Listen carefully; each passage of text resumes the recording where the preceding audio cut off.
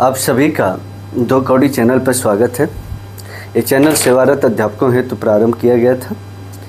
हिंदी में प्राथमिक टेट में एक शब्द आता है प्रत्यय, और संस्कृत में भी काफ़ी इम्पोर्टेंट है। अगर आप संस्कृत से द्वितीय ऑप्शन देते हैं, जूनियर के टेट में भी हिंदी में ये काफ़ी इम्पोर्टेंट है। अगर हिंदी के प्रत्यय को आप समझ लेते हैं तो संस्कृत के प्रत्यय को भी समझने में आसानी होगी। हमने इसके पहले उपसर्ग की चर्चा किया था। शब्द के प्रारंभ में जो शब्द जुड़ता हो उसके अर्थ को बदल देता हो वो उपसर्ग कहलाता था। अविकारी शब्द होते थे, वहाँ पर हमने बृहद चर्चा किया। आज हम जिसकी चर्चा करेंगे वो है प्रत्यय। प्रतिध्वनि अय, प्रति माने साथ में, अय माने चलने वाला।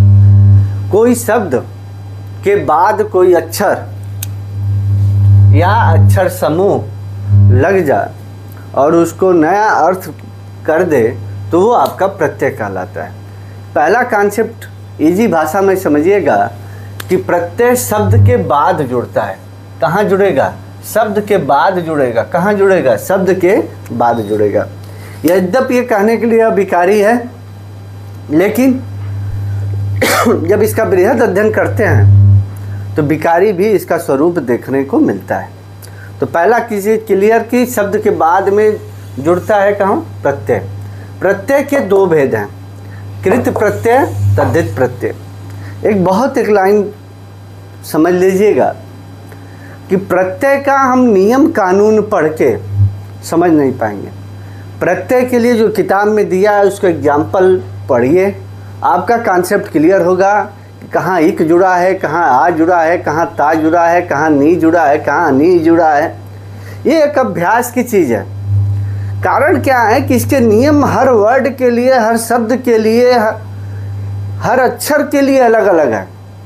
और जब इसका स्टडी करेंगे तो इसमें कारक की भूमिका देखने को मिलेगी, विशेषण की भूमिका देखने को मिलेगी, विशेष की भूमिका देखने को मिलेगी, और धातु का, क्रिया का तमाम स्वरूप देखने को मिलता है जो शब्द के निर्माण में अपनी महत्वपूर्ण भूमिका अदा करता है। तो हमें क्योंकि इतना डीपली समझने नहीं, हमें बस ये जानना है कि हमसे क्वेश्चन कहाँ आता है। तो प्रत्यय के भेद हो गए दो, कृति और तद्धित।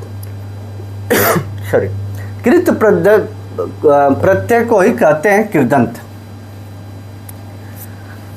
यानी बहुत इंपॉर्टेंट है क्रिया या धातु। अगर संस्कृत में चलेंगे तो आपको क्रिया मिलेगा ही नहीं।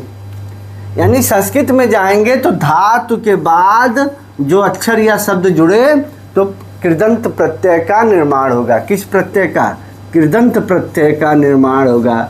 हिंदी में आएंगे तो क्रिया और धातु के बाद जब अक्षर कोई जुड़े तो कौन सी प्रत्यय होगी? कृदंत, क्रिया और धातु। और एक चीज़ और समझ लीजिएगा, संस्कृत के अनेक शब्दों का हम प्रयोग हिंदी में करते हैं तो संस्कृत के प्रत्यय का उपयोग हिंदी में भी है। एक चीज़ और जानिए कि कृदंत प्रत्यय के भेद कितने होंगे? बस 4 जानिएगा, उससे ज़्यादा आपसे क्वेश्चन कभी डेवलप नहीं करेगा। पहले तो प्रत्यय के भेद 2 हो गए, कृदंत प्रत्यय, कृत प्रत्यय और तद्धित प्रत्यय। कृदंत प्रत्यय में क्रियार्थक, क्रिया के भाव से कर्ता की प्रधानता हो जाए, वर्तमान काल से जुड़ा हो, भूतकाल से जुड़ा हो, तो ये कृदंत प्रत्यय के भेद है। इनसे डीपली कभी क्वेश्चन क्वेरी नहीं करता। हम जरा कृत प्रत्यय के उदाहरण देखें। कृदंत प्रत्यय के उदाहरण, ये गाना वाला, ये गाना क्रिया है हिंदी में, तो गाने वाला। क्री क्या? धातु है, अक जुड़ा, कारक। शक क्या है? यहाँ धातु के रूप में है, ती, शक्ति। क्री क्या है? धातु है, तव्य, कर्तव्य। गय क्या है? आपका क्रिया है, अक, गायक। दृश्य क्या है? धातु है, अनीय, दर्शनीय। झाड़ धन ऊ, क्रिया धन ऊ, ये झाड़ू। यानी ये आपका एक कॉन्सेप्ट क्लियर हो गया कि ये लाइन जो है वाला, अक, ती, तब, अक, अनी, ऊ, ये आपका क्या है? प्रत्यय है। और इधर आपका क्या है? धातु या क्रिया। तो धातु और क्रिया के बाद जो प्रत्यय शब्द लगे, शब्द बने, तो ये कृदंत प्रत्यय कहलाता है। कुछ और उदाहरण देख लीजिए। बैठ धन क, बैठक। भाग धन ओड़ा, भगोड़ा। झगड़ धन आलू, झगड़ालू। फेर धना, फेरा। भिक्ष धनुक, भिक्षुक। इस धन आ इच्छा, ये आपके कुछ मैंने एग्जाम्पल दे दिया और मैंने कहा कि आप जितना आप अभ्यास करेंगे उतना आप एग्जाम्पल दे के स्टडी कर लेंगे। दूसरा आपका है तद्धित प्रत्यय, इम्पॉर्टेंट है।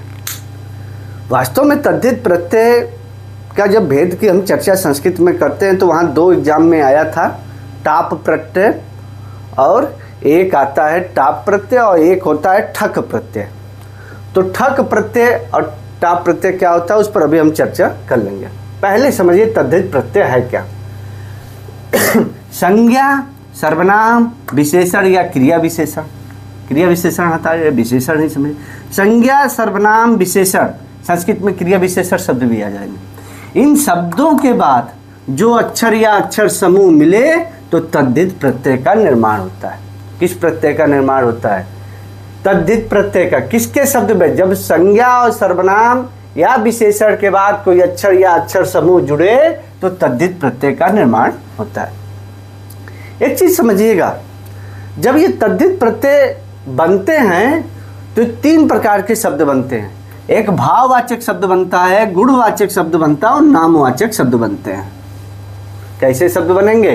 भाववाचक, गुणवाचक, नामवाचक शब्द ये बनते हैं। ये कहीं ना आपके संज्ञा के एग्जाम्पल बनते हैं आपके इन प्रत्यय के। तो आप जरा और समझने की कोशिश करिएगा। शिव में अ जुड़ा तो क्या हुआ है? शैव। शिव यहाँ पर क्या हो गया? संज्ञा, अ जुड़ गया। शिक्षा, धनक, शिक्षक। छत्र, धनी, छत्री। वश, धन, ल, वत्सल। मुख, धनिक, मौखिक। ग्राम, धनहीन, ग्रामीण। मनुधन, अ, मानव। मुनिधन, अ, मौन। मध्य धन, म, मध्यम। जन, धनता, जनता। अग्निधन, ए, आग्ने। अक्षर धर्म, धनिक, धार्मिक। पृथा, धन, पार्थ। इंद्र, ध, इंद्र। अब इसमें कई तरह का हमने एग्जाम्पल लिया, ठीक है। अब यहाँ अग्नि शब्द क्या है? विशेषण हो गया, विशेष हो गया। अय जुड़ गया तो क्या हो गया? आग्नेय हो गया। धर्म, धनिक, धार्मिक। जो ईक वाला भाव आता है, धार्मिक, मौखिक, तो वही संस्कृत में ठक प्रत्यय कहलाता है। कौन सा प्रत्यय? ठक प्रत्यय कहलाता है। धार्मिक, साप्ताहिक, सांस्कृतिक, लौकिक, दैनिक, ये ठक प्रत्यय कहलाता है। संस्कृत में एक शब्द आता है ठक प्रत्यय, तो ये यहाँ से क्वेश्चन आ जाता है संस्कृत में आपका, ठीक है। एक शब्द आता है वहाँ पर संस्कृत में टाप प्रत्यय। कौन सा प्रत्यय? टाप प्रत्यय। तब संस्कृत में भी कभी चर्चा कर लेंगे।